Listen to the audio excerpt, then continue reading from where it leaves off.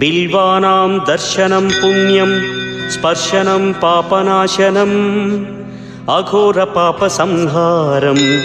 ఏకబిల్వం శివార్పణం సహస్రవేద పాఠేషు బ్రహ్మస్థాపనముచ్యతే అనేక వ్రతకోటీనాం ఏకబిల్వం శివార్పణం అన్నదాన సహస్రేషు సహస్రోపనయనం తథా అనేక జన్మ పాపాని ఏకబిల్వం శివార్పణం బిల్వాష్టకమిదం పుణ్యం యః పఠేత్ శివ సన్నిధౌ శివలోకమవాప్నోతి ఏకబిల్వం శివార్పణం.